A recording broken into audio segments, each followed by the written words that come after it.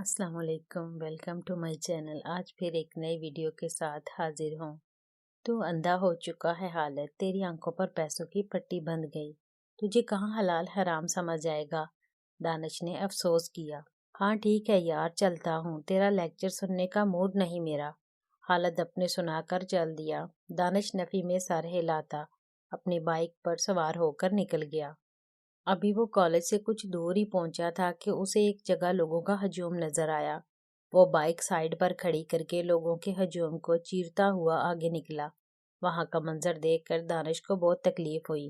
दिल चाहा हालत को जिंदा दफन कर दे।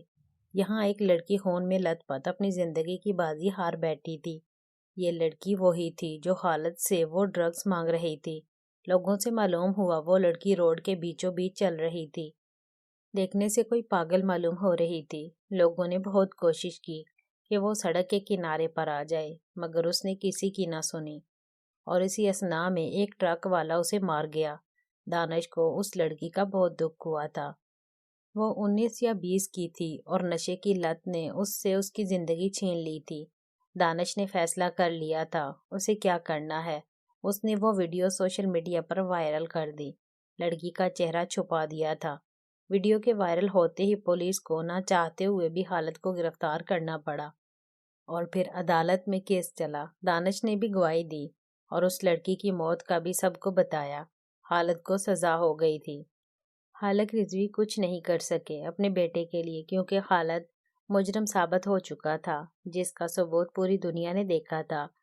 उन दोनों बाप बेटों ने दानिश से बदला लेने का तैयार कर लिया था। इस सब का अहमद साहब को कोई इल्म नहीं था। वो उन दिनों मुल्क से बाहर थे और दानिश वैसे भी अपने मामले खुद तक महदूद रखता था। तुम्हें जरा भी शर्मिंदगी नहीं? तुम्हारी वजह से एक जवान लड़की की जान चली गई। समरा ने हालत को शर्मिंदा करने की कोशिश की थी। नो बेबी, वो अपनी मौत मरी थी। कौन सा मैंने अपने हाथों से उसको ट्रक के सामने धक्का दिया था? अब मुझे ये बकवास नहीं सुननी, चुपचाप मेरी बाहों में समा जाओ। हालत ने अपने दोनों बाहें फैलाकर समरा को उनमें समाने का इशारा किया। बेगैरत जलील इंसान, घिन आ रही है मुझे तुमसे। थू। समरा ने बाकायदा हालत के मकरू चेहरे पर थूका था। अब बच के दिखा तो मुझसे। वो हालत करूंगा तेरी, दिन रात अपने जिंदा होने पर अफसोस करेगी तू। हालत बपरा हुआ समरा पर चिपटा था। एक ही झटके में उसका दुपट्टा उसके तन से जुदा किया था। दानिश आ जाओ प्लीज, समरा रोते रोते चीखी थी। हालत ने धक्का देकर उसे बेड पर गिराया था। अभी वो उस पर झुकता के धमाके से दरवाजा खुला। हालत रिजवी साहब इंतहाई तैश में हालत की तरफ बढ़े और उसे 2 थप्पड़ लगाए। तुम्हें मैंने मना किया था ना, लड़की को हाथ मत लगाना। हमारी दुश्मनी उसके शोहर से है, हम सिर्फ उससे बदला लेंगे। फिर क्यों तुमने इसको अगवा करवाया? हालत सुर्ख चेहरा लिए हालक साहब को घूर रहा था। डैड, ये हमारे दुश्मन की बीवी है, उस दानिश की महबूबा। इसको तकलीफ होगी तो इससे ज्यादा दानिश तड़पेगा, तो हमें दानिश के बजाय इससे बदला लेना चाहिए ना। हालत ने समरा के सरापे पर नजर डालते हुए कहा। समरा सुकड़ी सिमटी दीवार के साथ चिपकी खड़ी थी। जमीन पर पड़ा दुपट्टा भी वो उठाकर अपने ऊपर लपेट चुकी थी। वो माँ बनने वाली है हालत, अपने बदले में अंधे हो गए हो तुम। उसकी हालत का तो ख्याल करते। हालक साहब अपने बेटे की जिद से नाला हुए थे। मैं कुछ नहीं जानता, इसे नहीं बख्शूंगा मैं। हालत बिना बाप का लिहाज किए समरा की तरफ बढ़ा था, लेकिन हालक साहब किसी दीवार की मानंद उन दोनों के दरमियान में आ गए। बस बहुत हो गया, मैं तुम्हें इस लड़की के साथ कुछ भी गलत नहीं करने दूंगा। सीधे इस लड़की को सही सलामत इसके घर पहुंचाओ। अगर इसे खरोच भी आई तो फिर अपनी सजा तो खुद सोच कर आइयो मेरे पास। जी साहब, मैं छोड़ आता हूँ मैडम को। सीधा सर झुकाए बोला। सर प्लीज मेरे शोहर को छुड़वा दें प्लीज। देखें, आप भी इससे वाकिफ हैं कि जो कुछ साल पहले हुआ और जो अब हुआ है, दोनों में कसूरवार आपका बेटा है। दानिश ने तो समझाने की कोशिश की थी ना आपके बेटे को, वो नहीं माना और एक लड़की अपनी जान से चली गई। वो भी तो किसी की बेटी होगी, उनके दिल पर क्या गुजरी होगी। अगर दानिश वो कदम ना उठाता तो कितने ही माँ बाप अपनी औलाद से महरूम हो जाते। आपको तो उसको समझाना चाहिए और आप उल्टा इसका साथ दे रहे हैं।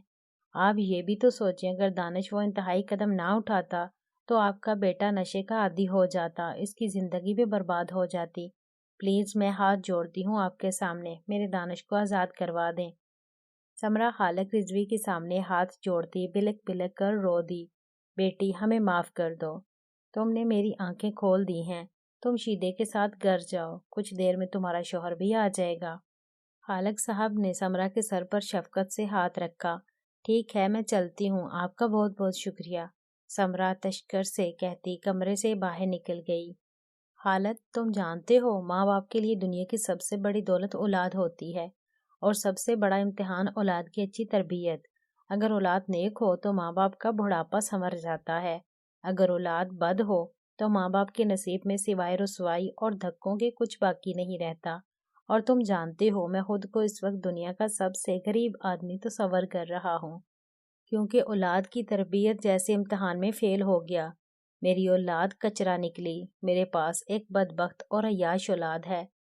حالق صاحب حالت کو آئینہ دکھاتے باہر نکل گئے۔ سمرہ بیٹا، یہ کیا حرکت ہے؟ تم بغیر بتائی کہاں گئی تھی؟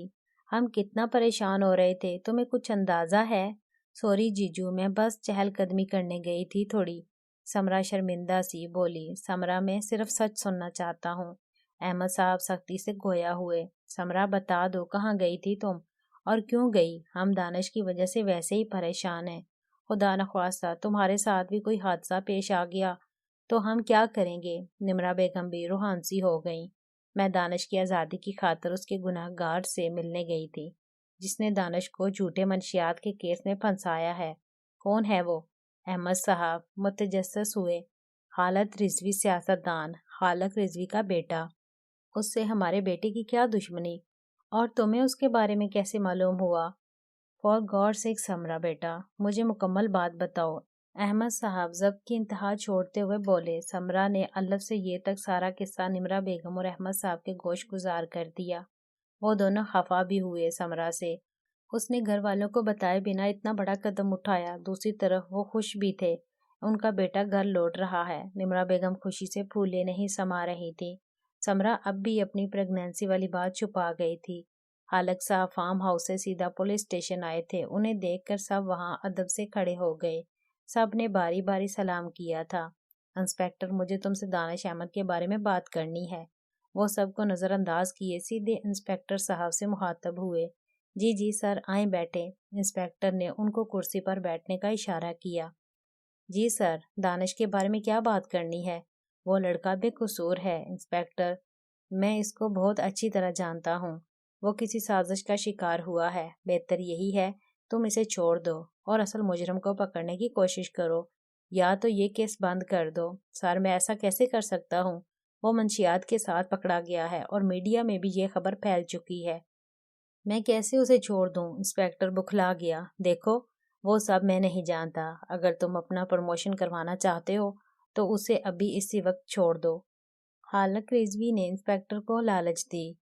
سر، ابھی کام ہو جاتا ہے آپ کا، حوالدار جاؤ دانش کو لے کر آؤ، اور سنو، کل کی ہیڈ لائنز میں دانش کے بے قصور ہونے کی خبر سننا چاہتا ہوں میں۔ جی جی سر، کام ہو جائے گا، بس آپ میرے پروموشن کا خیال رکھیں۔ انسپکٹر للچایا ہوا بولا۔ ٹھیک ہے۔ اتنے میں حوالدار بھی زخموں سے چور دانش کو لے کر آ گیا۔